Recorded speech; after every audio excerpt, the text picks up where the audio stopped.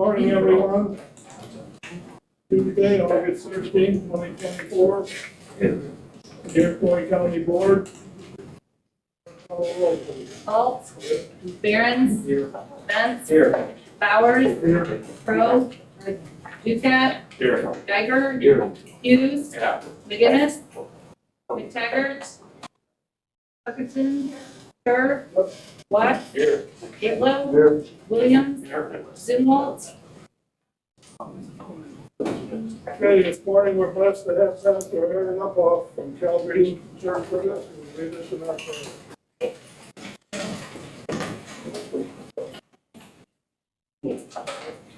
Let us pray. Almighty God, our Heavenly Father, our sovereign and righteous Lord, who made and governs all things according to your holy will, you've given us our lives and all that is in them. Our bodies and souls are from you. Our intellect, talents, reason, and strength all come from your gracious hand. You've blessed us with our country, and you've also given us our local community. We ask you to help and bless this day the work of this board as they gather for business and for the well-being of this community. Please fill its members with charity in their conversation. Please give them wisdom in their decisions, and give them blessing in their course of action entrusted to them by their fellow citizens, so that they in their office and work may be a blessing to the homes and families of Iroquois County, and that we in turn may live well in this time and place where you have placed us to honor you and serve our neighbor. We ask this in and through our crucified and risen Lord Jesus Christ, who lives and reigns with you in the Holy Spirit, ever one God, world without end. Amen. Amen. I pledge allegiance to the flag of the United States of America and to the republic for which it stands, one nation, under God, indivisible, with liberty and justice for all. I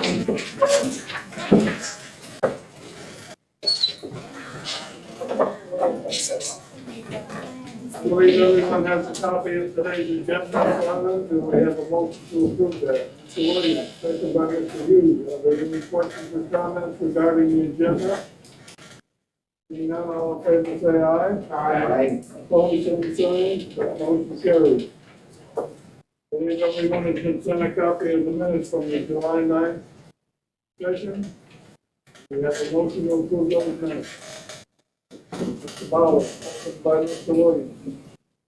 Are there any questions or comments regarding those minutes? Seeing none, all in favor say aye. Aye. Opposed, same sign. That motion carries. Next is payroll. A motion to approve the payroll. Mr. Williams, is there a second? Mr. McTaggart. Are there any questions or comments regarding the payroll? Seeing none, the clerk will call the roll, please. Behrens, Benz, Yes. Bowers, Yes. Pro, Ducat, Yes. Geiger, Yes. Hughes, Yes. McTaggart, Yes. Parkinson, Kerr, Yes. Watt, Yes. Whitlow, Yes. Williams, Yes. and Alt. Okay, next we'll have public comments. Anyone wishing to make a public comment, please come forward, state your name, you have 5 minutes. My name is Carla Frizzy. I really enjoyed listening this morning to everybody having a conversation in our small rural community. It's kind of what we all chose to live here. Thanks, everybody. But today, is different for me. Generally, you would find me living quietly within this county. But today finds me here with Ruben Spacer Board Member Paul DeCock. On July 1st, during an executive meeting of the Health Department Board, Mr. Pat was in the hallway loudly discussing with other employees to have Eric, your health administrator, dismissed. Different ways he could do that. Amongst a hallway of people in the evening. On July 10th, he invited the media, the health department employees, in their office to incite a resident, like just incite a walkout of the employees because Eric was in the. They said DePaul told me, and I found out, that he told them that Eric was given complaints that they gave to the health board about him. Because all these complaints were made in secret. He was never allowed to hear them. Nobody was a mediator for him. He was never ever defended himself. Mr. Pratt told these employees that they should walk out with the media present during working hours in this very building. On July 22nd, he stayed in the executive session during the health department to push his agenda to have Eric fired. Eric still was never once asked or informed about complaints, never able to defend himself. Mr. Ducat told the employees he would get Eric fired. The board members, Mr. Zumwalt, Dr. Zumwalt, the DA, district attorney here in Iroquois County, was informed that he was in the building right now doing this. Nothing was done. They were fired with no fault, no reason. His life, his financial security, his family, the rug was slipped out from underneath. All because of Mr. Ducat's agenda. On August 5th, Mr. Ducat was upset. He was not allowed to stay in the executive session during the public health meeting. In the hallway, Mitchell Benz, Charles Owens, and Mr. Ducat again was loudly complaining outside the boardroom. I was just down the hall with my mother as she needed to go to the restroom. I heard everything they were saying. He was upset that Eric was allowed to be in the building after having a 90-day warning to leave his job. He dismissed in 90 days with no fault. He was upset, and he said Eric had no right to be in this building. He had no right to have 90 days. A no fault dismissal.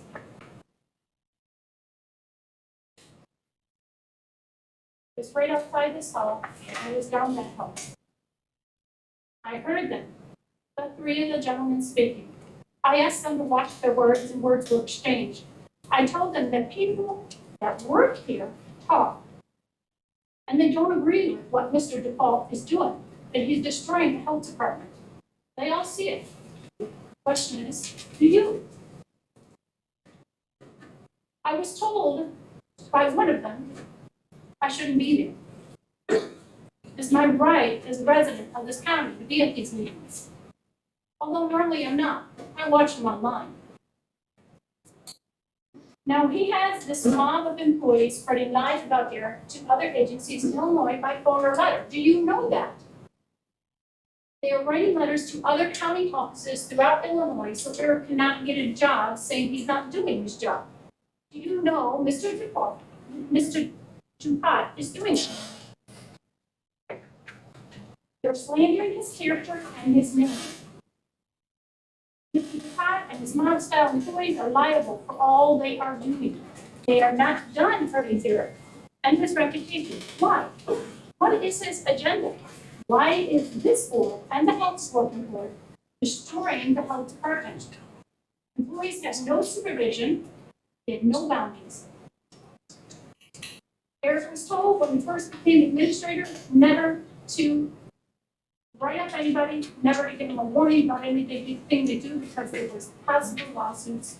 So he never disciplined anybody, he just talked to the board members about what was going on. And he said, just let it go. Why and what you allow here in this building, in this county, for the residents that live here, you are liable for it. Each and every single one of you. It is time you as a board find out this agenda of Mr. Ducat. Who is with him? There's no place for small town politics or small minds in this county. This man Eric worked 3 jobs at one time for this county to hold it together. He has and is continually doing an honorable job and a good job. Even through people, every day when he comes here, trying to dismiss him. Through floods, storms, COVID, he held the public health department together. And stripped him of his financial security from him, from his family, for no reason. And you Soon you have Mr. Ducat and the employees attempting to make it possible to get another job by writing these other agencies, defaming his name. I worked in the healthcare industry for many years, from hospitals to senior homes to rehabilitation places and more. Ma'am, your 5 minutes is up. Can you summarize your comments, please? There appears to be a management skills lacking in these two boards. There is no mediator to solve issues, no alternative dispute resolution personnel. Eric is doing a wonderful, honorable job, and you did not deserve him. It is time you find out Mr. Ducat's agenda. That is why we live in this county, to have a small-time, friendly community. This health department has suffered for over a decade with poor management. Thank you. My name is Carla Frizzy.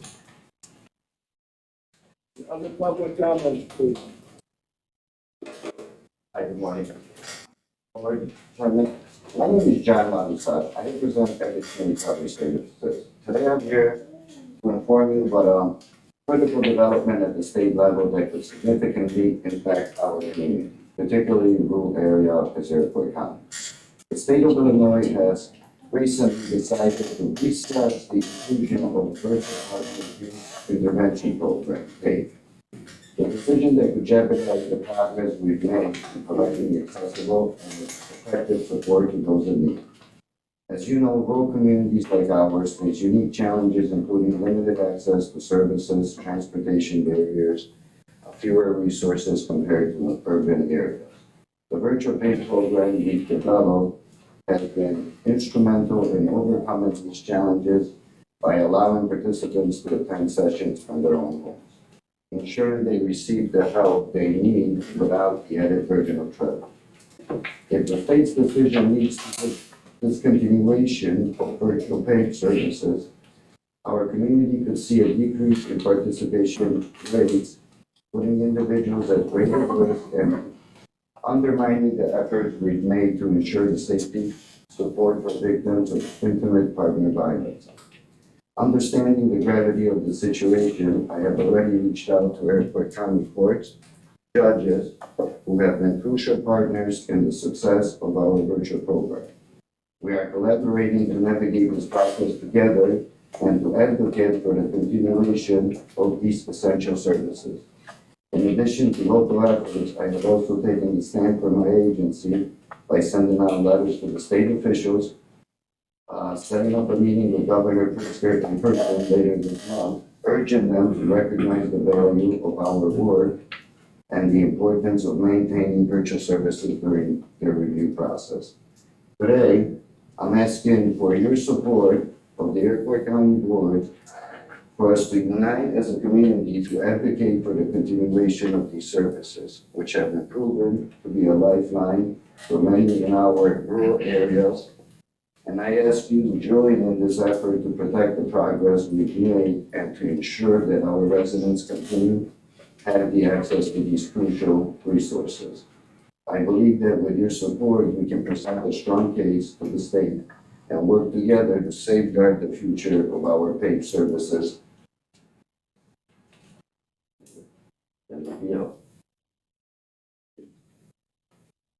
Okay. Thank you. Any questions? All right, thank you. We will now make some public comments this morning. I have a couple things to say. Sir, Rex has already talked on that subject. So, I got something to say. Sorry, Might be different than her. talking on the same subject, our policy is one person talks on the subject.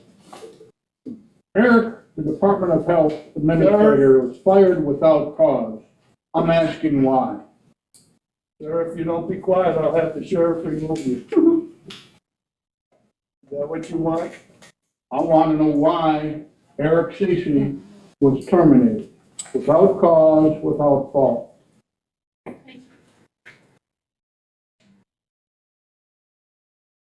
Why?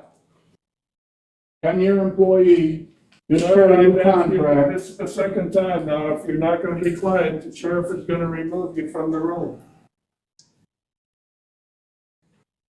Why was he fired? Sheriff, will you please remove this gentleman? Sir. Do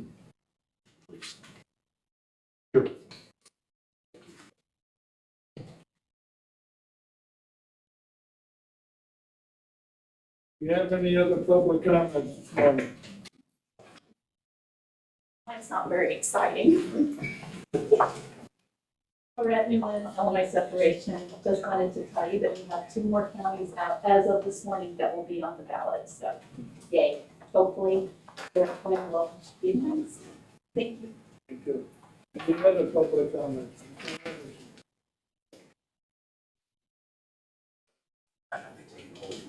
Up here. Come on up, Ed. We can't see that, Mr. Andrews. Huh? We can't see that. Can't see the sign? Well, one of my guys will. Morning, Chairman, members of the county board, ladies and gentlemen, I'm Scott Anderson. I am your EMA coordinator. I want to take a few minutes to talk about the severe weather event that crossed the county during the late evening hours of July 15th. I was going to try to make this something that didn't have to get reread. It's in my EMA report, but apparently it has to, so hopefully you won't get too bored when it's read at the time. But I've added a few things since I did that. On Monday, July 15th, a highly significant severe storm pattern was shaping up over the entire coverage area, and predictions for the potential damaging winds and possible tornadoes later that evening were being posted by the National Weather Service very early in the day. Since there are already many families set up with their campers at the fairgrounds at the start of the fair, I reached out to Daryl Aders, the Fair Board President, Safety Coordinator, and discussed a plan to notify, and possibly evacuate these campers in advance of the storm. I formed a task force that included Daryl Aders, the warning meteorologist at the National Weather Service, members of the Iroquois County Law Enforcement Association, members of the Iroquois County Amateur Radio Club and their trained Skywarn spotters, my EMA volunteers, Crescent City Fire Chief Scott Harris. The plan was finalized and shared with all involved. I had an EMA volunteer, Chris Meredith, one of my assistant coordinators on site in the fairgrounds, and one that handled all of my communications, Mike Marcier, another assistant coordinator. Since I'm responsible for the entire county as well as the fairgrounds, I functioned as the Emergency Operations Center command from my home. I notified ICOM and officially activated my EOC at 8 p.m. well in advance of the storm front, and the plan was activated. Numerous updates were issued by the National Weather Service as the storm front progressed, and the information was relayed to the other members of the task force. Advanced notifications were being received by spotters positioned in Cullum, Piper City, Chavance, South Crescent, and Kankakee. Watches were issued by the National Weather Service for the area, and as the front closed in on the fairgrounds before 10, it thankfully weakened and split. The heaviest storms went north and south. A tornado warning was issued by the National Weather Service for the Chavance area on the north side of the county. But after coordinating with the people at the fairgrounds, it was realized that we could leave them in place instead of evacuating them to the 4-H building as planned. So after the storm passed, damage at the fairgrounds was reported, but it took till the sun coming up the next morning to realize that at least one tree had been blown down, limbs were torn off in areas around the fairgrounds, and a few unsecured tents and awnings were destroyed. It was later that morning that the carnival management discovered significant damage to a few of their rides, including a 1/4-inch piece of angle iron that had been bent completely over due to the winds. They thanked Daryl Aders for the advance warning that provided them with ample time to secure the tall zipper ride that would have toppled over in the strongest wind event they have ever experienced. Had that device fallen, could easily have crushed and killed people, or landed on several of the other rides in its footprint, causing major damage and potentially taking them out of the fair or delaying the fair. Numerous people stopped by our booth and expressed their thanks for the ability to receive the advance warnings and the knowledge that an evacuation plan was in place if needed. I also received a letter from Daryl Aders, the Fair Board President, that I'd like to read. Dear Mr. Anderson, I wanted to thank you and your staff at the Iroquois County Emergency Management Agency for providing support to the Iroquois County Fair. Your agency participated in a pre-planning event which was held on Wednesday, July 10th, that included the Law Enforcement Association, Sheriff's Office, Crescent City Fire, and EMS, and himself. We discussed coordinated efforts for potential response to fire, mass casualty, criminal, and severe storm events during the fair. We reached out to the National Weather Service in Chicago and made sure that our fair was on the list of events to provide targeted forecasts. On Monday, July 15th, I called him and advised that 3 supercells were merging in Iowa to create a derecho event headed for the northern half of Illinois, which would arrive around 10 o'clock that night. I told him that the storm had held together, we could have 80-mile-an-hour winds, but they would easily exceed the 40-mile-an-hour threshold for a severe thunderstorm. And although the day was the day before a fair, they were still working, I was still working the National Weather Service, and most of their tents, carnival rides, vendors, and infrastructure were already set up. The advance warning EMA provided allowed us to prepare for the storm's arrival. He contacted Swear Amusement, and they could secure some of their carnival rides, made a post to the fair Facebook page letting people know the pending storm. They contacted vendors who had awnings and tents set up so they could secure them. I sent law enforcement to the campgrounds to tell people to put up their awnings. I was able to get tents, loose items secured for livestock farms. I called them again at about 20 minutes to 10 and advised there was a tornado warning in the northern part of the county and the storm would arrive shortly. That's when we decided not to evacuate because it was north. The storm hit right at 5 minutes to 10 and although they lost a medium-sized tree, branches, commercial tents, they were able to minimize the damage. So our amusements had damage to multiple rides and advised they had not previously encountered such high winds at an event. The angle iron supports bent. They had not put down the zipper ride. They should have been blown over. Had you and your team not been on top of the storm, providing us the proper notification to warn people, I am confident we would have had a significant amount of damage, which would have impacted the opening of the Iroquois County Fair. Thanks for all you did. Respectfully, Darrell Akers, President, Iroquois County Fair Board, and President, Iroquois County Law Enforcement Association. After this event had concluded, all of the damage reports were finalized by the National Weather Service Chicago office. It was determined that this storm system had generated the most tornadoes in a single day ever. 32 generated from this event, 10 more than the previous record. Hundreds of high wind damages were reported as logged. The derecho event, which we were part of, will go down as history making. The hard work and dedicated of all those involved need to be recognized. I would personally like to thank my EMA volunteers, Chris Meredith, Mike Mercier, Darrell Akers, and a member of the Iroquois County Law Enforcement Association, Iroquois County Amateur Radio Club and Skywarn Spotters, members of the Kankakee Area Radio Society and their Skywarn Spotters, Crescent City Fire and EMS departments, ICOM, and the National Weather Service.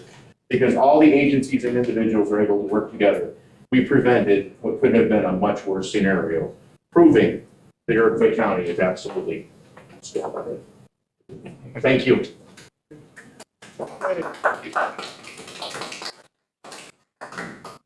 We have any other public comment? Good morning, my name is Ralph Nunes, and I'm here with Keith McTaggart. And we're here to talk about the Ameren expansion and transformation program. Give you some information about what's going on there, and then talk about some opposition efforts that we've been involved in. Yep.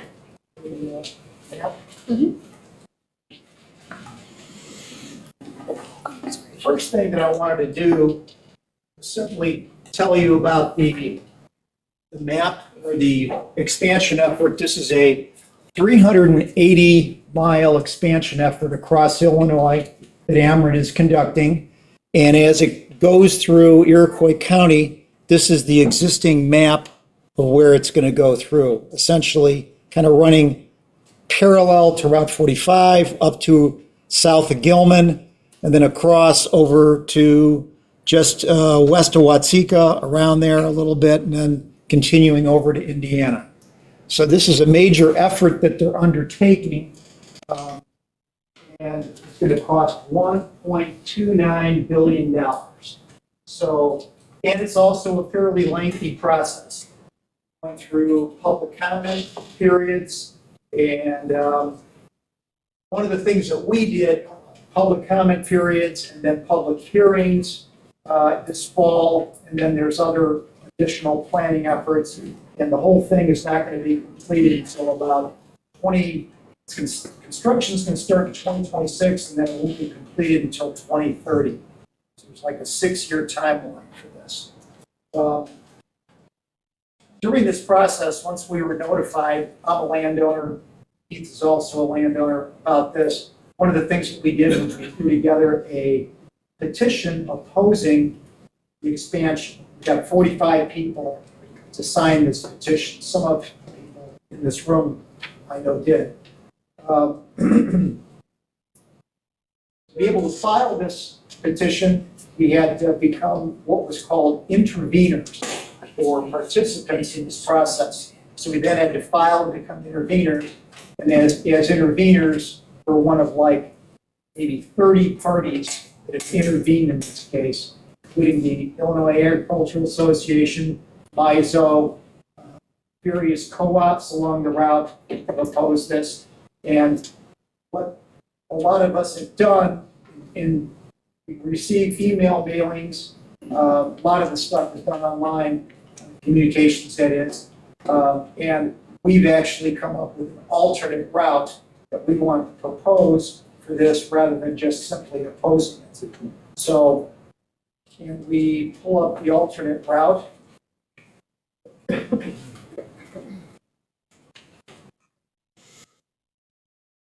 Stay here.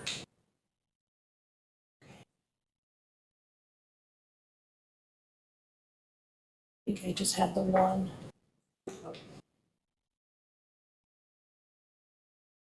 The other mailings that I sent, yeah. Absolutely. Hang on one second. Okay. I will find it. Give me 1 minute. Oh, no. Okay. Well, let me describe it. I've got a map of that. But we are actually proposing an alternate route. Instead of running along in the central portion of Iroquois County between Gilman and Watseka, the current route that they're proposing is where the current lines are at 1700 North. And what we've proposed is essentially a route running between Route 24 and the TP&W Railroad for the most part. That's a corridor that is non-agricultural, and we think that it's a lot less invasive. There's a lot fewer houses that would be impacted by that alternate route, which I wanted to show you. So Keith is going to talk a little bit about some of the benefits and the reasons why we want to do that route. I think one thing he said, we are not opposed to the project. We are just kind of taking a common sense approach on the fact that they already have a line running along the TP&W. There's already the TP&W. There's already Route 24. I think on their route, there's 35 homes that are either underneath or extremely close. The route we're proposing, there's 4. When you look at them going past Ponds Park, the state of Illinois has their recreational area, which we all know here in Iroquois County, we don't have a lot of recreational area. They're going to be cutting down a lot of those big oak trees and buckeye trees and all this stuff that I take to heart to put this line in. And if they were up there by the TP&W, there's basically a few green ash trees and scrubs, you know. We wish there was no residences that were close to this, but 4 is less than 35.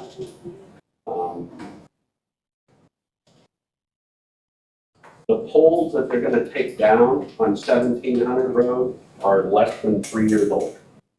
The ones up by the TP&W, some of them have been there as long as I can remember. So when I think about us as paying for electricity, we're paying to take down poles that were just put up.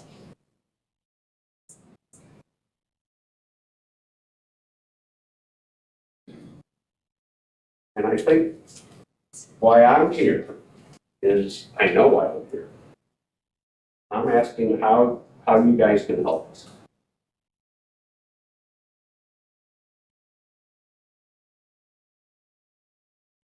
And this proposed line that you're line on railroad right away. We don't exactly know how wide the right of way is. Because across the country, there's a lot of expansion of railroads. One line, double rail. So probably there's other planned long-term use of the railroad right away. From the TP&W. I can't, there's that particular line. It's also a big place to go.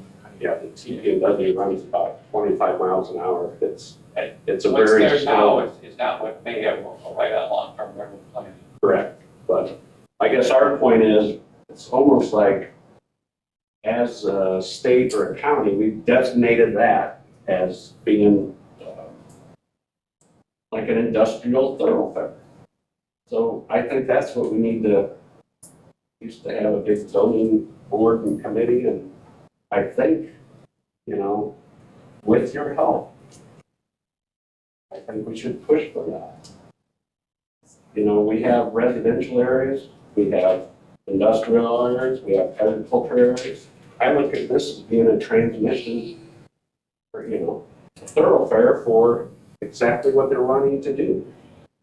And the ironic thing is, this line starts just west of Watsika. And with our plan, you go a quarter of a mile north. With their plan, they go a half a mile south. And then they head west. It's like, why wouldn't you go avoid the houses, avoid the park, avoid the state recreational ground? But we need your help, and what I want to know is, how can you help?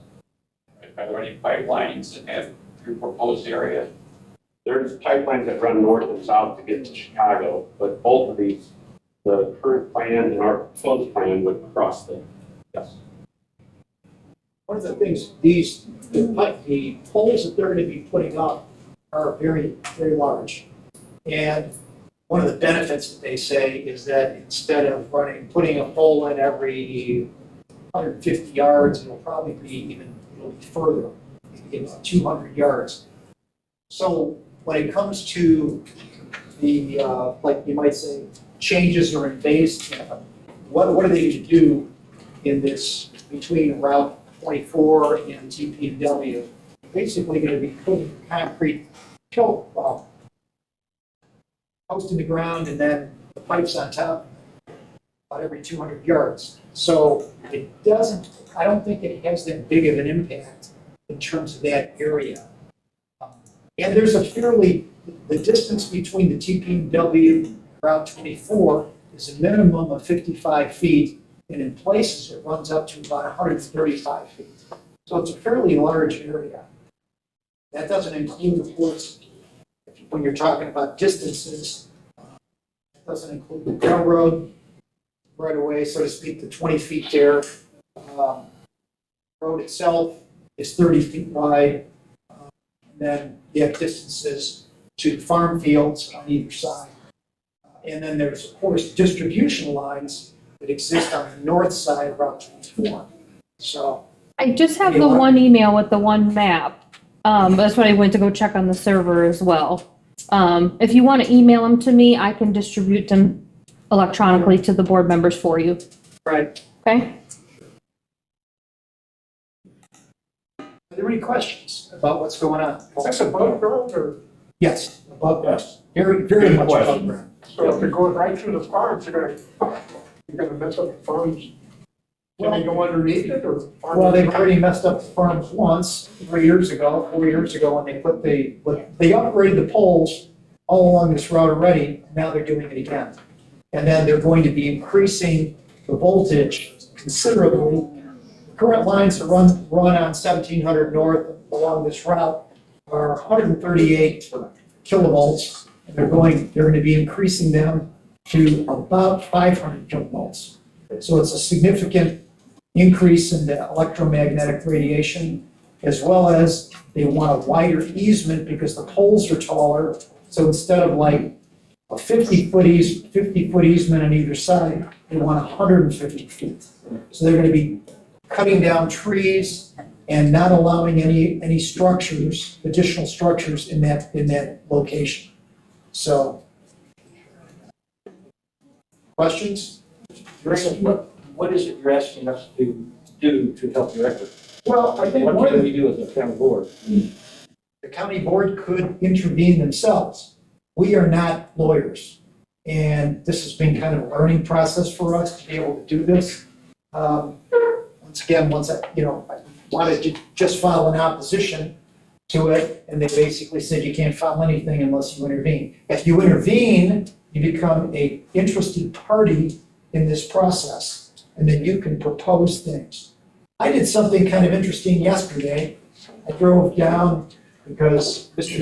Scher asked, why does any house have to be impacted? It's a great question. That's a good question. We'd love to find a route somewhere through central Illinois going east that wouldn't impact any houses. Certain landowners that would. And I drove down at the very the southern route, 0 north between Iroquois and Vermilion County. There's very few houses there. It's a very rural route. And also, can you pull up that map again? Yeah. Absolutely.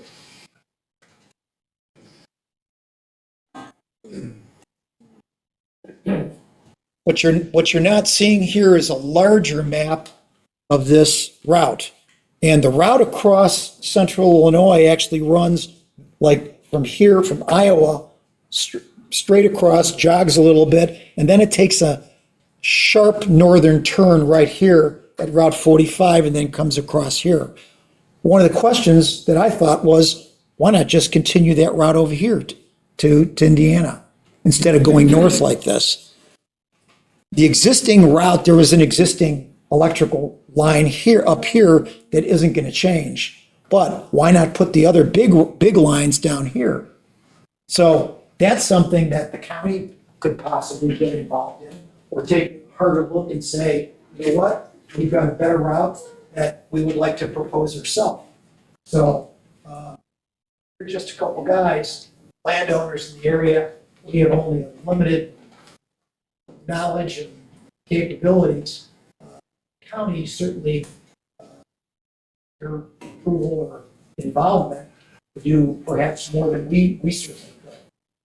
So, Donna? Have there been any discussions either by the electric company or yourself with the TPW? Has that been approached? Have you approached them with any thoughts? Yeah, we did. We've, Keith and myself have had a conference call with the project manager to talk about our The opposition. electrical project manager? Yes, the manager of this project, the Aaron guy, I forgot his name. Morris, Yeah, Sam Morris, that's it, Sam Morris. So we had a conference call with him to talk about this and discuss the alternate route.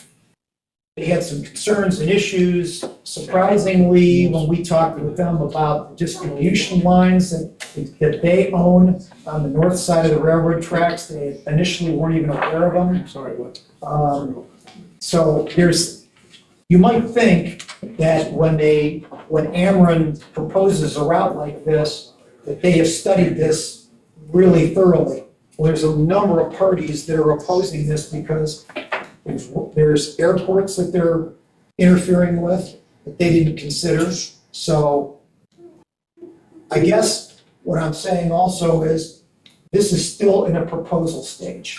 So Ameren has spoken with the TPW? No, they have not. So no one has spoken with the railroad at all to see if that would even be a feasibility? Right. And I That ask would that be because correct. we all know what it's like to deal with the railroad. Right, I figured they might have a better chance than we do.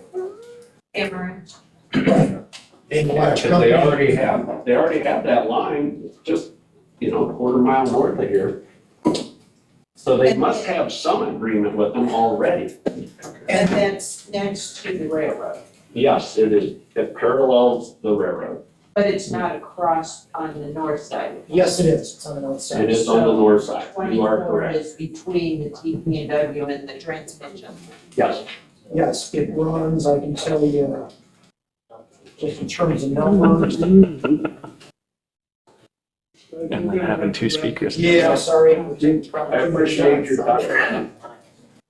Thank you. If you'd given some thought, it would be much appreciated. Mr. Devine, is there any idea that you have on how you as a board and the state's attorney could help?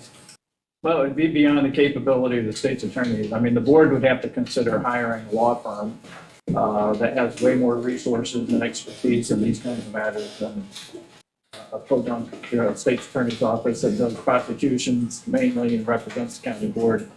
at the local level. So anything this big would have to be a much more experienced and larger resource-driven law firm, and the county would have to pay that bill.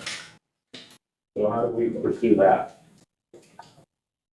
I don't know that the county has money to pay thousands of dollars of unlimited legal fees to assist you, but that's not my call, but that would be my And initial. it's not just us too. I think about, I go back to Hans Park, I go back to the state recreational area. I live right across the road from it. I see all these families using it that are represented by this room full of these people. And I think it's something we should pursue. You have a point. I suggest you do some research with the Illinois Commerce Commission. The utilities file with tariffs, etc. The Illinois Commerce Commission is the governing authority, and they're actually the ones that are running this program. They're running all the hearings and everything, and we've been in, Yeah, really big. yeah.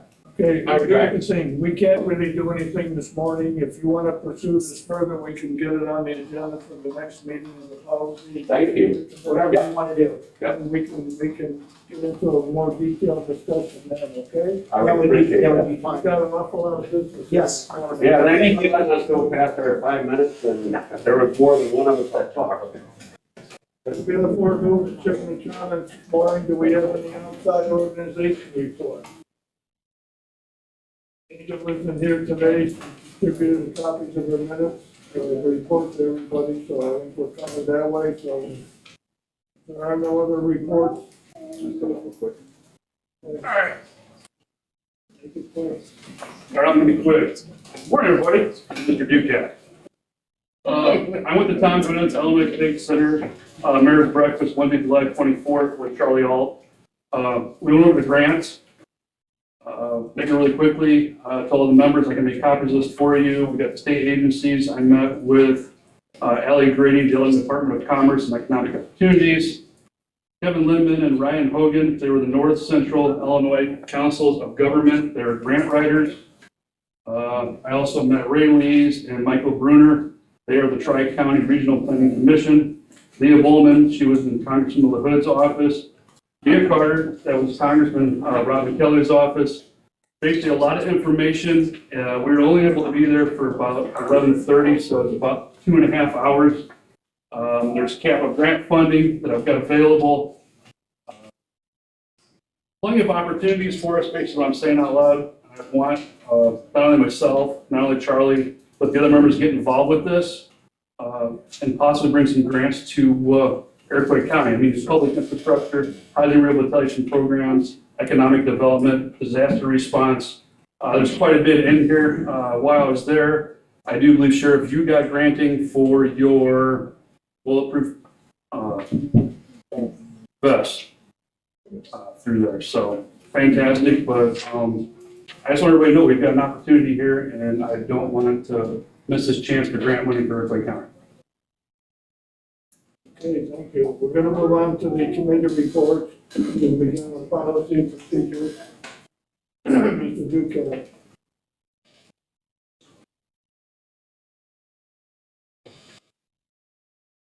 This won't be so quick. Mr. Chairman and members of the County Board of Committee to whom was referred policy and procedure was made to lead submit the following report on the matters before the committee met at the Administrative Center on August 1st, 2024 at 9 a.m. Members present were County Board Chairman John Scher, Paul Duquette, Charlie Alt, and Jed Whitlow. Lyle Behrens and Michael Matagas were absent. Also present, Finance Manager Jill Johnson. County Clerk Brian Suber, State's Attorney Jim Devine, EMA Director Scott Anderson, Supervisor of Assessments Deanna Cameron, Keith Matager, Ralph. He already left. I was going to say his last name. I don't want to screw it up. Thank you, Melissa Walters and Price, Rural Mass Transit District, Laura Dick with Show Bus, and County Board members Mitchell Benz and Doug Geiger. The meeting was called to order. It was moved by Paul Duquette and seconded by Joe Whitlow to approve the agenda. Motion carried by a voice vote. There were no public comments. EMA Director Scott Anderson submitted his monthly report to the committee. On Monday, July 15th, a highly significant severe storm pattern was shaping up over the entire coverage area, and predictions for the potential damaging winds and possible tornadoes later that evening were being posted by the National Weather Service very clearly in the day. Anderson reached out to the Fair Board President and Safety Coordinator and discussed a plan to notify and possibly evacuate the campers to the Iroquois County Fair in advance of the storm. The plan was finalized and shared with all involved. At least 2 jurisdictions have been tentatively added to the hazard mitigation plan process. The villages of Buckley and Loda have reached out as to the requirements of being added to the plan. The third planning meeting was scheduled for August 15th. Finalization is still a long way out, with completion being expected this time next year. Anderson and his volunteers continue to focus many hours reviewing and updating the Iroquois County Emergency Operations Plan. All requirements have been met for Anderson's IEMA Professional Development Series certificate. An active shooter tabletop exercise was held on July 10th at the EMA EOC. The scenario was centered around an active shooter incident at the Watsika High School. The training was completed in about 4 hours, and the results were evaluated by members of IEMA. All participants felt the exercise was very successful. The local emergency planning committee meetings are now being held quarterly. The next scheduled meeting will be in August. Anderson attended the Iroquois County Amateur Radio Club on July 25th. Anderson was unable to attend Davis on July 31st. Anderson continues to encourage all county board members to follow through with his request to complete the NEMS independent study courses and submit certificates to him. A regular meeting will be held for the IEMA volunteers in August, and the current training requirements will be discussed. Anderson reported his 1-year anniversary as the EMA coordinator is today, August 1st. Anderson highlighted the tasks and accomplishments within the year, such as establishing strong working relationships with police and fire departments, as well as the National Weather Service. Anderson has also reestablished a strong volunteer base, and the hazard mitigation plan is well underway. Anderson has finished the training needed to obtain his PDS certificate from IEMA. Anderson continues to share information on the EMA Facebook page. The EMA logo has been redesigned to be more modern in appearance and easier to read. Anderson requests approval to move forward with the new design. The committee approved for the use of the new logo. The committee chairs get their monthly reports. Tax Planning and Zoning Chairman Paul Duquette report. The committees will review wind and solar ordinances and receive their monthly reports. The Health Committee will receive their monthly reports. Judicial Chairman Judge Whitlow reported the Judicial Committee will receive their monthly reports. Highway Chairman Charlie Ott reported the committee will receive their monthly reports, and County Engineer Alan Harwood will be in attendance. County Board Chairman John Stewart discussed presenting a resolution to County Board Engineer Greg Ferguson, thanking him for his time served as County Engineer. Discussion was held on the Show Bus Intergovernmental Agreement.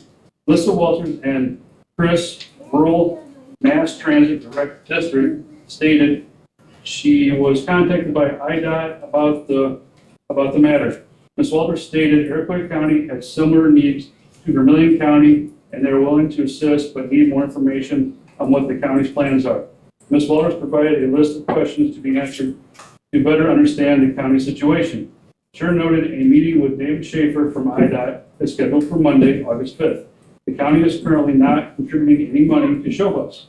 Laura Dick with Showbus addressed the committee about the lack of notice received from McLean County about removing themselves from the agreement. Ms. Dick would like to see the transition be completed as painless as possible and will be talking with Livingston and Ford counties. Ms. Dick said there was 89 drivers for Watsika and all had their CDLs. They are prepared to maintain the same level of service. Ms. Dick provided statistics for the show bus, which included 34,600 rides per year and 689,500 miles driven per year. Sure invited Ms. Walters and Ms. Dick to attend the meeting with Mr. Schaefer from IDOT. Sure began discussion on the resolution to form a new state. He reminded the committee that information was presented at the last board meeting about the resolution. Sure said there were several counties in the state that have already made a commitment in this regard to such an agreement. Sure said he is unsure that something like this will succeed, but it might send a message to the bureaucracy in Springfield. The options provided are to have a petition circulated throughout the county, or the county board can approve a referendum to have it from the ballot. It was moved by Ducat, seconded by Whitlow to accept the resolution to form a new state. A roll call vote was taken. Motion carried. Chair will meet with Management Chairman Lyle Burns about the City of Watson's request to drill a test well. Information has been received by the FSA office that needs further clarification. Ralph and Keith addressed the committee regarding the Amron High Voltage Electrical Transmission Line expansion effort that is being proposed. Mr. Jermis, what is it again? Mitchell? Doremus, thank you. Said that he and Mr. Metager have become interveners in the legal proceedings and hearings.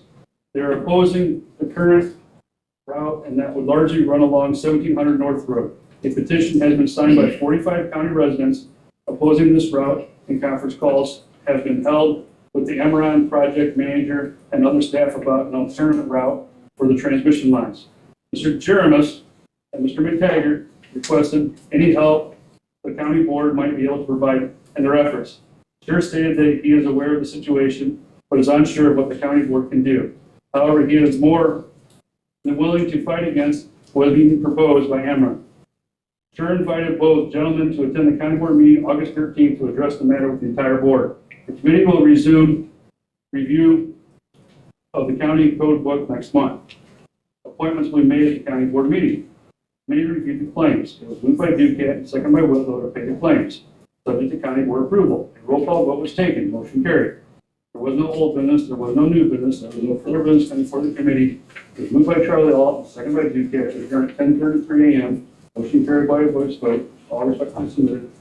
Ask for adoption. We have a motion on the floor to approve the policy and procedure committee report. So we have a second. Are there any questions or comments regarding the report? Mr. Geiger? No, sorry. Any no questions or comments? The clerk will call the roll, please. Benz? Yes. Bowers? Yes. Crowe? Yes. Ducat? Yep. Geiger? Yes. Hughes? Yes. McTaggart? Yes. Perkinson? Sure? Yes. Potts? Yes. Whitlow? Yes. Williams? Yes. Alt? Yes. Barron? Okay, on your copy of the agenda, you'll notice in number 2 under policy and procedure committee discussion and action on approving a resolution to submit an advisory referendum to the voters in Iroquois County regarding the possibility of putting Cook County to form a new state. I believe you should all have a copy of the resolution in front of you. We have a motion to approve that resolution. So, we have a second.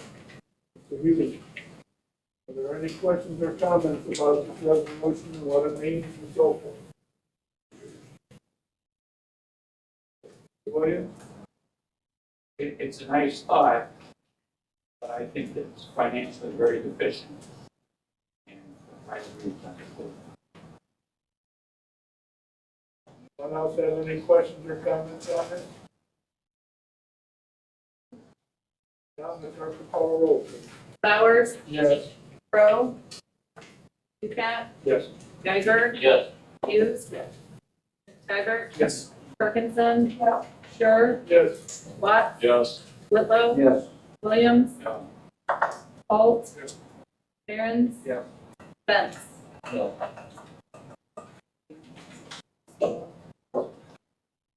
Okay, moving along, we go to management services committee report, Mr. Barron. Mr. Chairman, members of the county board, made with the coordination services of regularly the following report on the mayor's report. Meeting met at the administrative center on August 5th, 2024 at 9 a.m. Members present were Barron, Fowler, Bench, Crowe, and Wall. Also present, county board chairman, Dennis Sure, finance manager Bill Johnson, maintenance supervisor Chris Craig, county clerk Ray Silver, treasurer Kurt Albert, PTS director Eric Ramey, Jack Borcher, Dakota Borcher, Borcher Spain Farms, William Smith, the Good Generation Farms, LLC, Nathan Schroeder, Ryan Corbett, Purcell, the Purcell Farms, Doug Schmidt, County Board Members Charlie Alt, Doug Geiger. The meeting was called to order. It was moved by Mitchell Benson, seconded by Don Crowe to amend the agenda to discuss and act on the 911 PTSD lease following the county farm bid opening. Motion carried by voice vote. There were no public comments. Maintenance Supervisor Chris Drake's report includes the following. Inspections include the fire alarms and the jail and the administrative center. The backflow preventers have been recertified and Otis Elevator performed their inspection on courthouse elevator. Marquee Tree Service was on site for tree trimming on the property. Landscaping was done at the animal control building, ready to looking into gravel for the parking lot. Maintenance was performed on the plow truck. Management Chairman Barron explained county farm bid opening process and received those bids as follows. Porter Family Farm, 117.40 per acre. Fifth Generation LLC, 325 per acre. Mason Schroeder, 285 per acre. Brian Corbett, 200 per acre. Purcell Farms, 345 per acre. Doug Schmidt, 200 per acre. Walker Place, 305 per acre. With Purcell Farms as the high bidder, Barron's allowed others to raise their bids. The bidding history is as follows. Porter Family Farms, no raise. Doug Schmidt, no raise. Walker Place, no raise. Mason Schroeder, 346 per acre. Fifth Gen Farms LLC, 347 per acre. Mason Schroeder, 350 per acre. Purcell Farms, 355 per acre. Ryan Corbett, 360 per acre. Purcell Farms, 365 per acre. Ryan Corbett, 370 per acre. Purcell Farms, 375 per acre. Ryan Corbett, 380 per acre. Purcell Farms, 385 per acre. Ryan Corbett, 390 per acre. For proper bidding protocol, Barron's asked 3 times for more bid raises. It was moved by Paul Bauer and seconded by Crowe to accept Ryan Corbett's bid of 390 per acre. Roll call vote was taken, motion carried. We discussed the 911 ETSD lease that expired July 31, 2024. Finance Manager Bill Johnson provided the committee with maintenance costs for the administrative center and proposed rate increase for the lease renewal. 911 ETSD currently pays $9.50 per square foot for a 2-year term. It is moved by John Dumo and seconded by Crowe to renew the 911 ETSD lease at $11 a square foot to May 31, 2026. Roll call vote was taken, motion carried. Barron's open soil testing bids as follows. United Soil, 614 per acre for 3.3 acre plot. S1 fertility and macronutrients, 641 per acre for 3.3 acre plot. S2 fertility and macro and micronutrients, and 698 per acre for 3.3 acre plot. SA fertility, macro and micro, and LOI OM. PCS LLC, 825 per acre for a total of $3,770. Second by Cook to approve United Soils bid for soil testing at 614 per acre for the 3.3 acre GPS grid sampling. Roll call vote was taken, motion carried. There were no updates on the animal control building and more. Great informed the committee that Tanner Cahoe contacts the county board regarding the fence at the administrative center. Mr. Cahoe has offered to remove the fence and then trade all the black dirt to be able to grow grass on the former playground area. The committee discussed the insurance liabilities and would also like to make sure all the mulch is completely removed. Rick will contact Mr. Cahoe after the meeting. It was moved by Crowe and seconded by Dumo to allow removal of fence at the administrative center by Tanner Cahoe in exchange for hauling in black dirt to allow grass to grow on the former playground area. Motion carried by a voice vote. Dumo began discussion on the county farm, starting stating that waterway will need to be reseeded now that tile work is complete. It was recommended to speak with the new tenant regarding reseeding and if needed, put it out to bid. Crowe also suggested making the new tenant aware of the new tile. County Board Chairman John Schroeder distributed a letter he received informing the county of the wetlands that can be farmed but is not eligible for crop insurance. Lastly, Crowe noted there was discussion that about transfer of the farm fund, that this kind of transfer is included in the budget and may not be necessary. The committee reviewed the claims that was moved by Zumwalt, seconded by Dents to pay the claims, subject to county board approval. Roll call vote was taken, motion carried. There was no old business, there was no new business, and there was no further business come before the committee. It is moved by Bowers and seconded by Crowe to adjourn at 9:55 a.m. Motion carried, all of which is respectfully submitted and move for adoption. Motion to approve the management services committee report. Do we have a second? Mr. Bennett. Are there any questions or comments on the report? Seeing none, before the clerk calls the roll, I'll remind you that your vote will include approving the bid for the county farm, the motion to approve renew the 911 ETSP lease. The motion to slow this testing and allow removal of the effects. All those are included at this time. Call the roll, please. Crowe? Yes. Ducat? Yep. Geiger? Yes. Hughes? Yes. Taggart? Yes. Ferguson? Yes. Sure? Yes. What? Yes. Whitlow? Yes. Williams? Yes. Holt? Yes. Barron? Yes. Beth? Yes. And Bowers? Yes. Okay, Health Committee, Mr. Geiger. Good morning. Mr. Chairman, members of the county board, your committee to whom was deferred health was begged to leave to submit the following report on matters before them. The committee met at the Administration Center on August 6, 2024 at 9 a.m. Members present were Paul Ducat, Doug Geiger, Steve Hughes, Jed Whitlow, and Kathleen Perkins. Also present, County Board Chairman John Shearer, Finance Manager Phil Johnson, ICPHD Director of Nursing Rachel Nelson, ICPHD Director of Senior Services Beth DeWitt, ICPHD Director of Environmental Health Kate Mueller, and Director of Public Health Emergency Preparedness Scott Anderson. The meeting was called to order. It was moved by Jed Whitlow and seconded by Steve Hughes to approve the agenda. Motion carried by voice vote. The committee reviewed the claims. It was moved by Doug Geiger and seconded by Hughes to pay the claim, subject to the county board approval. The roll call was taken. Motion carried. Geiger noted that the budget line item for the Environmental Health Department head salary is over budget. Finance Manager Jill Johnson will look into that and report back, and she did. Paul Ducat questioned a possible wage increase for ICTPH Administrator Eric Cece that was approved at the last night's Board of Health meeting. There were no public comments. Finance Manager Jill Johnson reported the registration deposit for July was $5,515. Registration notices will be mailed out this week. There were 10 cases currently open with 7 dogs and 4 cats waiting for placement and 2 bite reports.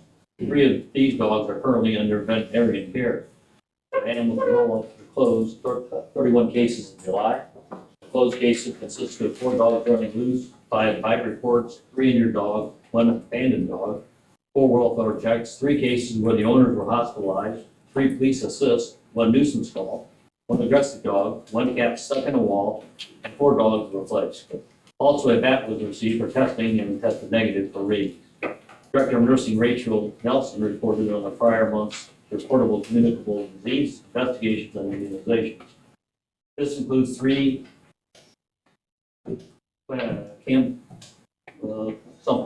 cases, 5 chlamydia cases, 1 ICU admit due to COVID-19, 2 histoplasmic cases, 1 salmonella case, and rabies treatment began on the individual due to a cat.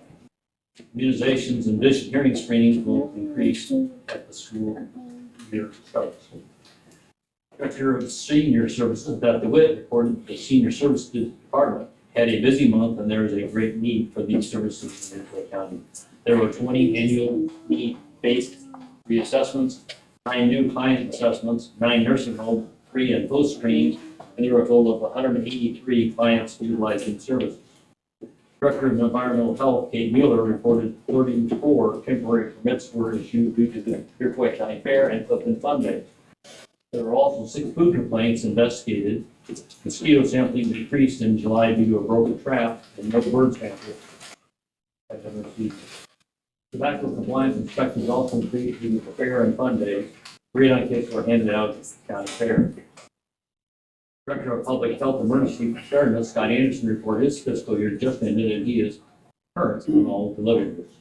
Geiger asked for an update on the I plan and the ICH directors stated the administrative assistant, Tyler Robinson, has everybody in a great deal of effort for work on the plan.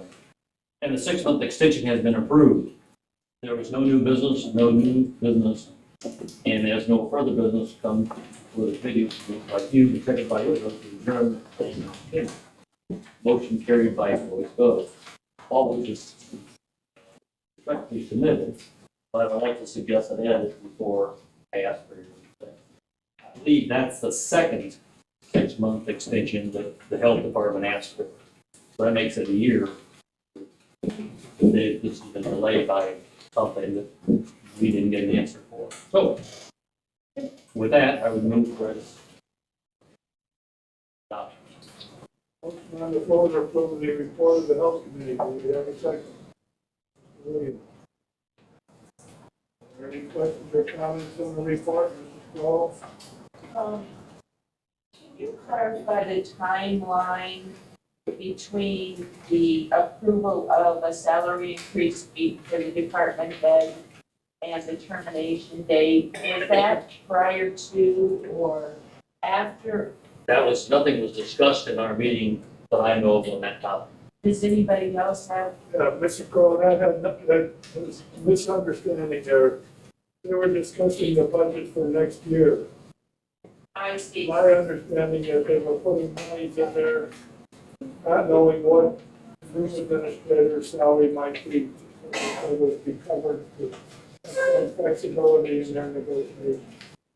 I see. So there was an increase in the amount that they budgeted.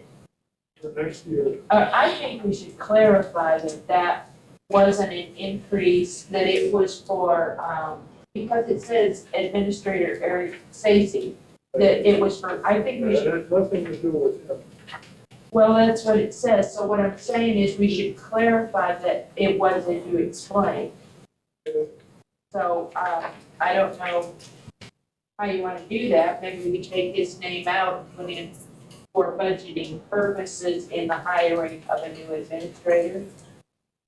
I think the county clerk can make that adjustment, and it's been sent out to you, and all that's okay, and we'll approve that next month. That sounds fine. Any other questions or comments? Seeing none, the clerk call the roll. Okay. Ducat? Yes. Geiger? Yes. Hughes? Yes. McTaggart? Yes. Kirkhinson? Yes. Sure? Yes. Watts? Yes. Whitlow? Yes. Williams? Yes. Schultz? Yes. Behrens? Yes. Benz? Yes. Bowers? Yes. And Crowe. Yes. Okay, tax planning and zoning, Mr. Ducat.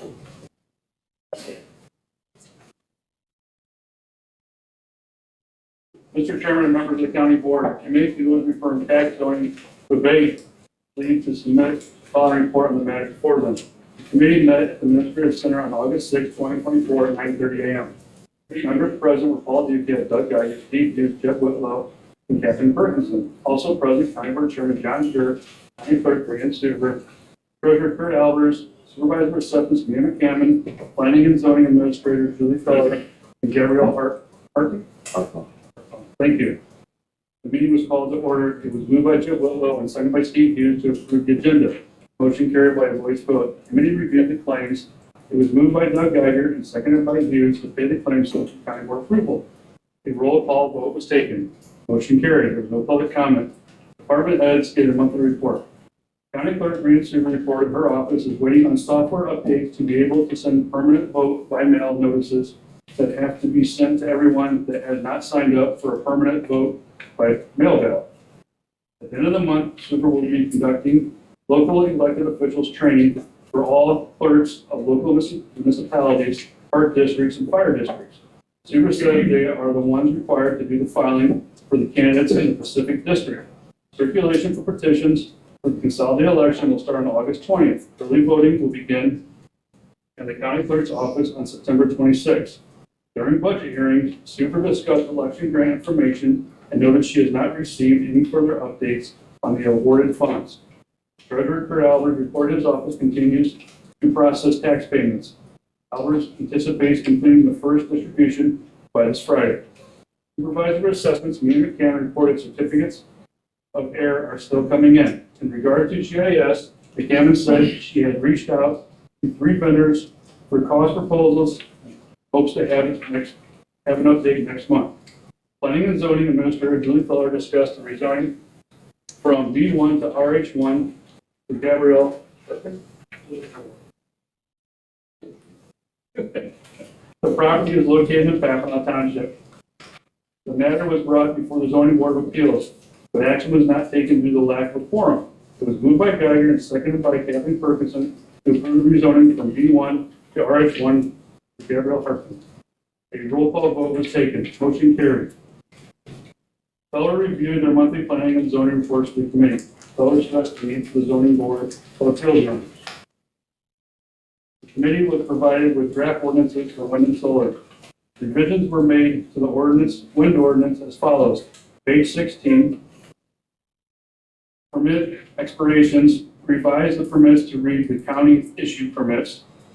Page 9B, application fees, change wording to read submit a cashier's check made payable to Iroquois County. In an effort to allow all members to review the ordinances and make informed revisions, a special tax planning and zoning meeting is scheduled for August 19th at 9:30 a.m. There was no old business during new business. Geiger requested the county's website to be updated with correct ordinances. As there was no further business to come before the committee, it was moved by Hughes and seconded by Whitlow to adjourn at 10:22 a.m. Motion carried by a voice vote. All respectfully submitted. Ask for its approval. Have a motion to approve the tax planning and zoning committee report. Do we have a second? Are there any questions or comments regarding the report? Seeing none, the clerk will call the roll, please. Geiger? Yes. Hughes? Yes. McTaggart? Yes. Wilkinson? Yes. Shore? Yes. Watts? Yes. Whitlow? Yes. Williams? Yes. Holt? Yes. Barron? Yeah. Benz? Yes. Bowers? Yes. Crowe? Yes. And Dukenyak. Yes. Okay, judicial and public safety, Mr. Whitlow.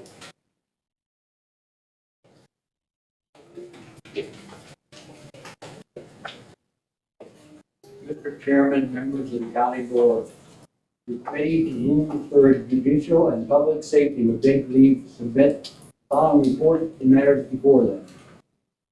The committee met at the courthouse August 7, 2024 at 3:04 p.m. Members present were Hughes, Bentz, and Williams. Jed Whitlow and Scott Watts were absent. Also present, County Board Chairman John Shore, Sheriff Clint Brzee, Probation Supervisor Barb King, State's Attorney Jim Devine, and Assistant State's Attorney Mike Clement. The meeting was called to order. It was moved by Raymond Williams and seconded by Mitchell Bentz to approve the agenda. Motion carried by a voice vote. There were no public comments. Sheriff Clint Brzee presented his monthly report to the committee as follows. The Iroquois County Fair went very well. The Sheriff's Department handed out Roth emergency ID kits, child safe ID kits, and junior deputy badge stickers. The booth was staffed by Brzee and on and off deputies. The Tri-County Auto Theft Task Force was also present and checked the grounds for stolen vehicles during the busiest times. Deputy candidates' interviews were held by the Merit Commission on July 24th. These candidates were interviewed and there will be additional testing to bolster the list in September this year. Due to the retirement of former Sheriff Eldon Stroud and John Elliott from the Merit Commission, Brzee has proposed the amendment of Chad Markley and Jill Johnson to the commission. This proposal will go to the full county board at August 13th meeting for a vote. Brzee spoke about the extensive investigation into several rural burglaries conducted by investigator Watts with little or no physical evidence. The investigation resulted in 3 arrests connected to 5 burglaries. The arrests were made in connection with the U.S. Marshals Task Force, so the investigation is ongoing. The DCFS contract is up for renewal at the end of 2024 for a fair 4-year extension. Correctional officers Worley and Elward will graduate from an eight-week corrections academy in Macon County on Friday, August 9th. Smart recovery program in the jail being assisted by Gibson Hospital via weekly Zoom meetings is continuing to be offered with 1 to 6 inmates attending the meetings. Iroquois County Memorial has a new counselor that is in the process of getting certification to be able to hold the meetings. Brzee is working with the state's attorney and the public defender to highlight their attendance and progression. Brzee is looking into patrol staffing levels in preparation for additional policing contracts. Arrests/intakes, 67, 51 male, 13 female, 1 juvenile. 104% increase from January. Jail population as of 7/31/2024, 18, 17 male, 1 female. Daily population average 18.48. Probation supervisor Barb King reviewed the probation and court services activity report for July. King also discussed the DAG transportation grant that has been awarded to the probation department for reimbursing clients to meet grant requirements. King requested approval from the committee to purchase fuel cards before the grant expires. County Board Chairman John Shore suggested approval go before full county board due to the item not being listed on the agenda for approval today.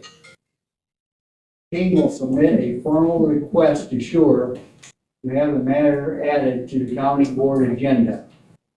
State's Attorney Jim Devine reported grand jury was held today with 18 cases on the docket. Assistant State's Attorney Mike Quinlan also attended in attendance to observe the meeting routine. The committee reviewed Circuit Clerk Lisa Hines' monthly report for July. The committee reviewed ETS Director Eric Raymond's monthly report for July. There was no old business, there was no new business. The committee reviewed the claims. It was moved by Vince and seconded by Williams to pay the judicial and public safety claims, subject to county board approval. A roll call vote was taken. Motion carried. As there was no further business to come before the committee, it was moved by Williams and seconded by Vince to adjourn the meeting at 3:23 p.m. Motion carried by a voice vote. All is respectfully submitted, signed by members present, and I would move for its adoption. We have a motion on the floor to approve the judicial and public safety report. We have a second, Mr. Bauer. Are there any questions or comments regarding the report? If anybody would like to see the Roth ID kits, go to the rear, goes on the picture of those. Those are the things that we passed out. Thank you. Anything else, Mr. Banner? The sheriff said he's gonna talk about the Roth things a little bit more at the county board. I mean, didn't get a chance to explain much to people. I think it's a worthwhile adventure that they're doing. Yeah. So I found these Roth ID kits. What we did, we put these together. What's in this is this tag right here. So you would put the child's name, contact info for the child, any other pertinent information as far as allergies or anything like that. These two strips right here get pulled off, and this can be stuck on the side of the car seat. So in the event of an accident where maybe the mother, father is incapacitated, emergency services, they would see this tag, they could pull that off, and it actually creates a bracelet. And so that would be stuck on the child. That would go with the child to the hospital or wherever. We applied for a grant to get this. We didn't get the grant, but we're able to pay that out of the Deputies Association. So we spent $2,500 on these kits that were $7 a piece. We handed those out to quite a few of the Iroquois County residents, along with the child safe or the identification kits where the parents can roll the kids' fingerprints. There's a spot for any marks or scars or anything on the child, any other information. There's also a spot for the DNA of the child. So the child would put this in their mouth. That would collect the saliva DNA. This would get folded up and put in a safe place. In the event the child would go missing or something like that, they can provide that to law enforcement, and we have everything we need on that side. So, thank you. That was passed out at the fair. Yes, sir. What about people that wanted one and weren't at the fair? How can they get one? We have those available in our office. So they need to contact you. Yes. Come to your office. Yep. Good. Thank you. Anybody else have any questions or comments? So District Recovery brought in that the PIP services, which is Zoom, is no longer allowed. Gibson Hospital is doing Zoom, but it looks like it's a smart recovery program.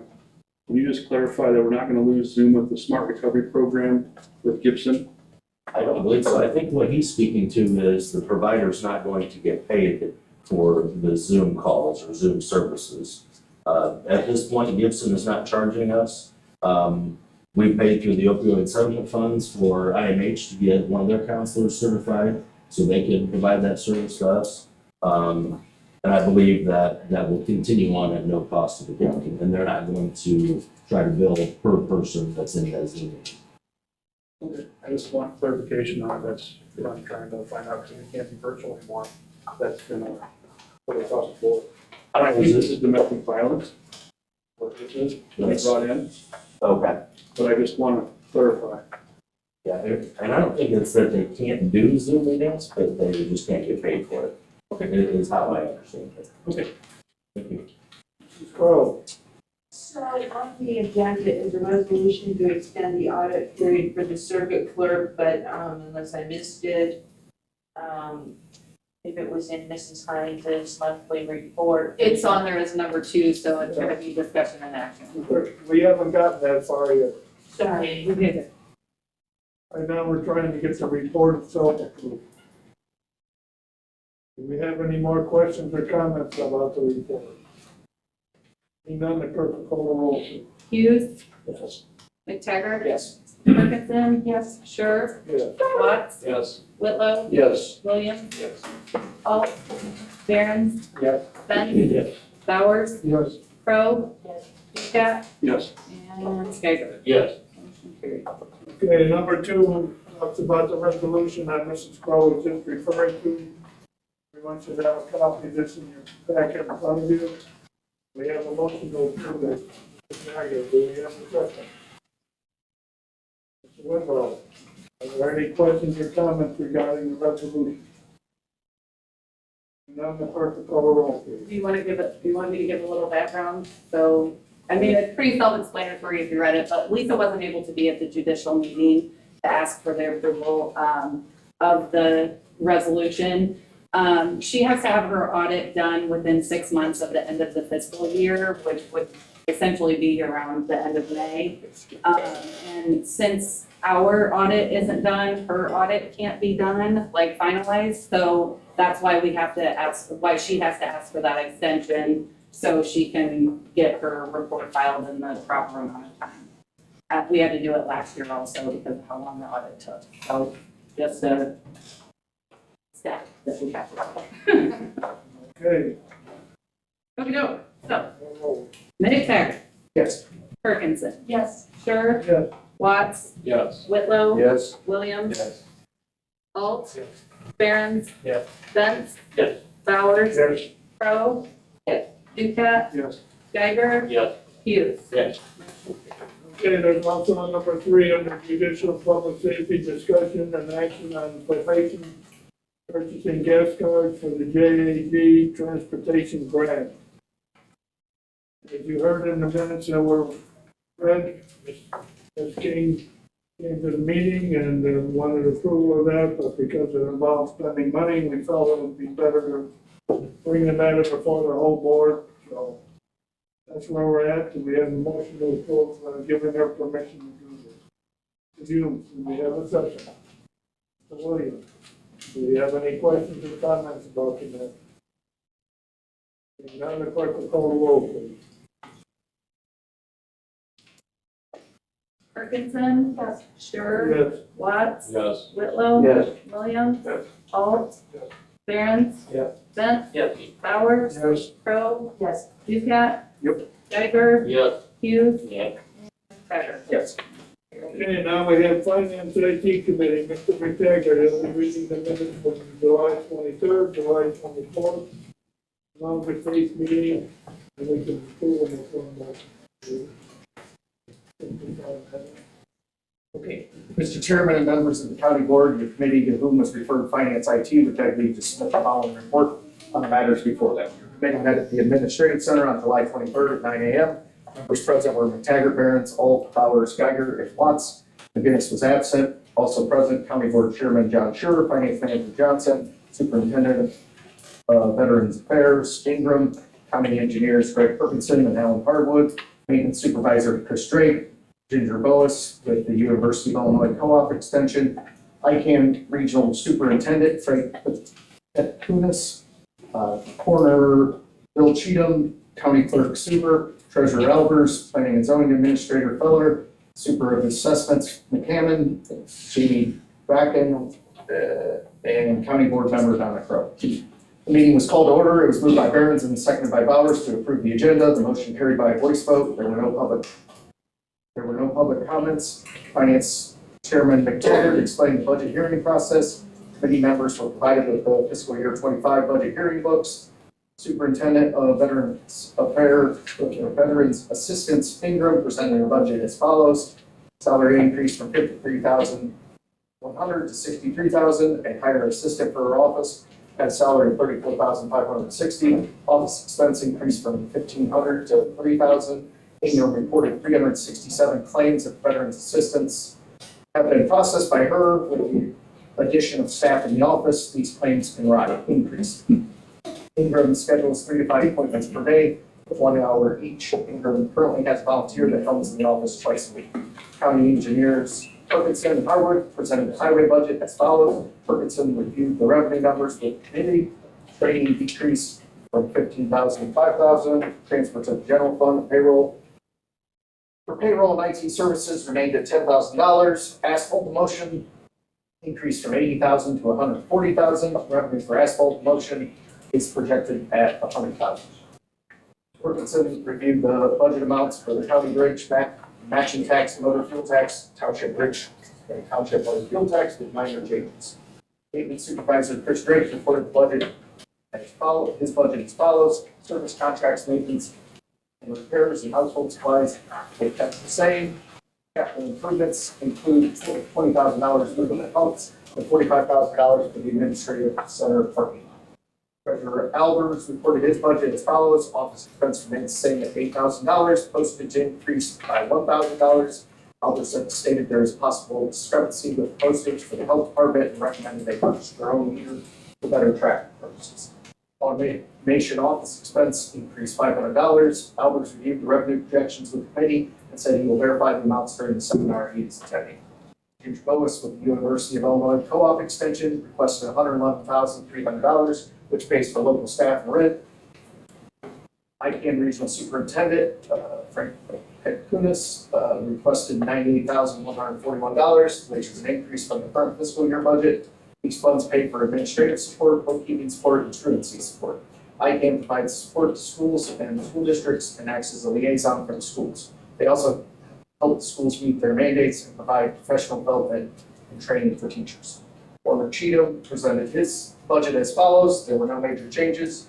Coordinator automation has been paying for the rent and mortgage expenses. County Clerk Super presented her budget as follows. Super addressed possible revenue issues, which she believes to be approximately $30,000 off. The election judge reimbursement remaining at $19,500. Licenses, which includes waste hauler inspections, increased to $10,500. County recorder real estate transfer tax increased to $85,000. County clerk fees increased to $70,000, transfer to the general fund is negotiable. Maintenance contracts increased to $1,500, election judge salaries increased to $35,000, people only having one election. Balance and supplies increased to $130,000, and training decreased to $30,000. Super reported there are 2 years left on the DevNet Vital Records program, and she is looking at going to a new software with Fitbit. Super is unsure of the dollar amount for the IVRS grant and will possibly receive the polling access grant. Planning and zoning administrator Feller presented her budget as follows. Revenue include building and zoning fees of $50,000. Salary increase from $46,800 to $50,000. Feller requested approval to hire a deputy clerk at $29,120 and provided the committee with a job description. Zoning Board of Appeals increased to $2,500 and inspections increased to $26,000. Office expense increased to $2,500 to purchase for a laptop for working remotely. Mileage and travel increased by $1,000. Supervisor of Assessment for Hammond presented her budget as follows. Revenues include property taxes of $2,159,761. This is an 11.35% increase. Supervisor of Assessment salary reimbursement is budgeted for $30,000, and township assessment fees are budgeted at $7,800. Salary increase from $59,800 to $66,000. Payment provided Katie with a list of accomplishments she has completed in her 1 year of service. The salary is also comparable to the elected official salaries and is 50% reimbursed. Hammond intends to name a chief deputy in her office at a salary of $38,000. Increases were budgeted for office expense, tax, map services, publications, mileage and travel, and education reviews. Board review salaries will remain the same with an increase in office expense and mileage and travel. Haven's proposed increasing the GIS reporting fee by $5. Taggart noted the items that need further review include the postage reader for the health department, election grant information, and possible decrease in election expenses. Johnson added that with the changes discussed today, the current overall general fund budget is a positive $50,171. Also, the starting salary for a deputy clerk in the zoning office is $29,848 as of December 1st, 2024. There's no old business, no new business, and there was no further business to come before the committee. It was moved by Burns and seconded by Bell to adjourn at 11:36 a.m. Motion carried by voice vote.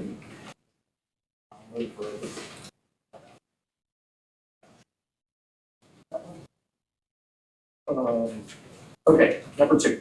Your committee to whom was referred, Finance IT, would beg leave to submit the following report on the matters before them. The committee met at the Administrative Center on July 24th at 9:02 a.m. Members present were McTaggart, Barons, Bowers, Geiger, Watts, Hull, and McGinnis were absent. Also present, County Board Chairman Shure, Finance Manager Johnson, EMA Director Anderson, State's Attorney Jane Devine, Assistant State's Attorney Quinlan, Judge Sable, Public Defender Cable, Probation Director Tom Latham, Circuit Clerk Hines, Sheriff Brzee, Jamie Backen, and County Board Member Donnie Crowe.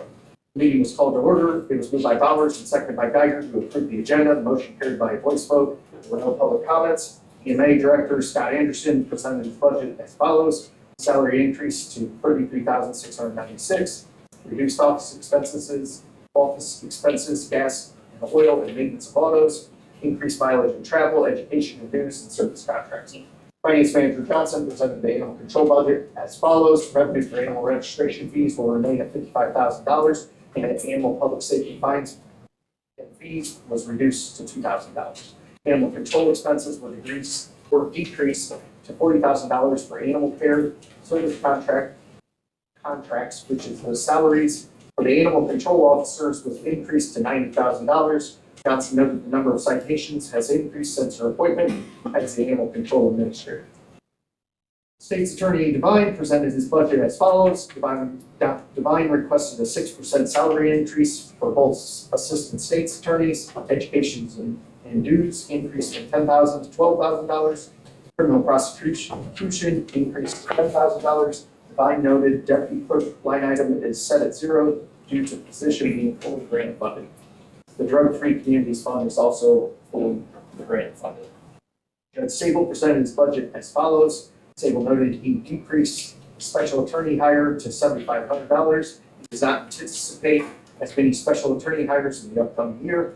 Court services increased to $20,000. Sable explained the number of people needing evaluations has increased. Public Defender Cagle presented his budget as follows. Salary increases were requested at approximately 5% for the public defenders. Slight increases were requested for office expenses. Special attorney hired. Probation Director Latham presented his probation budget as follows. Salary increases are set by the FOP contract and are fully funded by the state. Latham reported no other significant changes. Finance Manager Johnson presented her budget as follows. Salary increases were requested for Johnson and Executive Assistant Longfellow. Johnson also requested a salary increase for Deputy Clerk Kissick and will be moving her into a Chief Deputy position. Systems expense decreased $35,000. Johnson noted having area-wide here on a weekly basis has helped to alleviate this line item. Software contracts were also decreased due to the on-site visits. Legal fees for the county board was reduced to $5,000. It was suggested by ICRMT to pay these items from the liability fund. Auditor fees increased from $80,600 to $95,000. Johnson said there shouldn't be a single audit next year. McTaggart recommended looking into the bidding process for auditors. Johnson entered a 13% increase for group insurance and will update the numbers once they're received from Homestar. Transfer to joint dispatch increased by 5%. Further discussion will be held at the ETSB meeting on August 6th. County farm amounts will be determined after the August 5th management meeting. Correspondence has not been received from mental health. The 377 board is requesting $794,000. Public safety fund includes items requested from the Sheriff's Department and ETSB 911.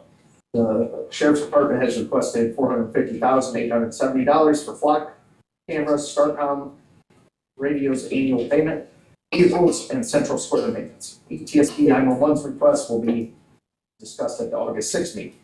Circuit Clerk Hines presented her budget as follows. Hines reviewed the revenue numbers for the Circuit Clerk's office. The transfer from automation and court document storage is negotiable. Salary increases were requested for her staff. Hines notes that she has one employee retiring at the end of the year, and there's also a vacancy that she is not filled. Sheriff Brzee presented his budget as follows. Increases were requested for the administrative assistants. Brzee noted that administrative assistant Sandy Drake handles a lot of department day-to-day IT items, and administrative assistant Shepard will be handling the items associated with the new body cams. The radio and audio line item reflects costs for new body cams that is mandated for January 2025. Brzee has selected Axon as the body cam vendor and will also look into grant funding to cover these costs. Orestes medical expense decreased $25,000 due to a lower population in the jail. Brzee reviewed the items requested from the public safety funds. Revenues include rent for pretrial services, police contracts, and the DCFS contract. There was no business, there was no new business, and there was no further business to come before the committee. It was moved by Behrens and seconded by Geiger to adjourn at 12:10 p.m. Motion carried by voice vote, all of which is respectfully submitted.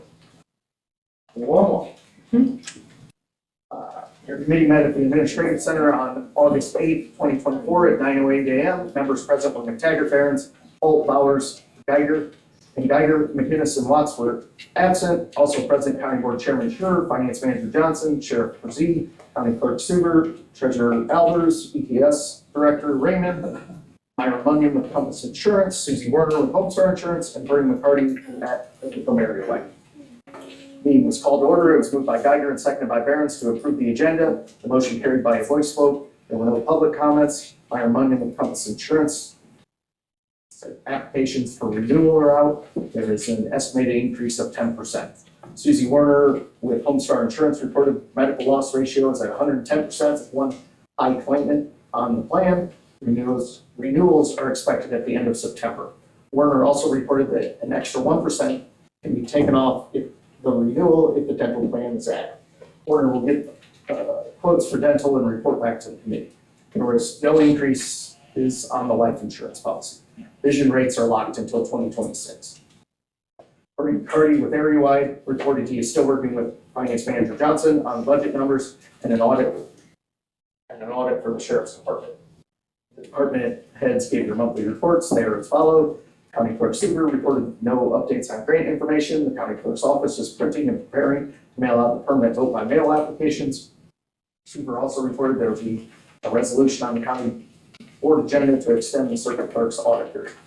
Finance Manager Johnson reported she continues to work with the health department grants for the audit and continues to work on fiscal year 25 budget process. Treasurer Albers reported he anticipates first tax distribution being done Friday or Monday. Treasurer's office continues to process property tax payments and catch up on bank reconciliations. Sheriff Brzee reported he continues to work on grant funding for projects. Local grants have been received for miscellaneous projects, which include the purchase of 3 new laptop computers for investigators, and we allocated 2 MDC computers to patrol. Sheriff's Department is also utilizing 1 MDC received through a grant from the Illinois Sheriff's Association and vehicle mounting stations received from Kankakee County to reallocate a 3rd MDC back to patrol. Upon approval from the county board, Brzee will be entering into an agreement with Axon to purchase the body cams for the January 1st mandate.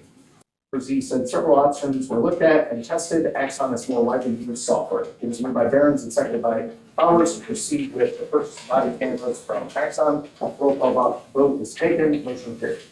ETS Director Eric Raymond presented the budgets for 911 and joint dispatch. Raymond also provided a 10-year capital improvement plan, of which no projects are planned for fiscal year 25. Raymond reviewed the joint dispatch budget and explained the funding numbers for the various agencies. Telecommunicator salaries are set by the FOP contract. Raymond is requesting a transfer of $166,950 from the Public Safety Tax Fund. Finance Chairman McTaggart discussed the large expense for salaries and said the ETSB board should be having regular conversations on how to sustain this. It was noted that the current charge per cell phone is $1.50, and this is decided at the state level.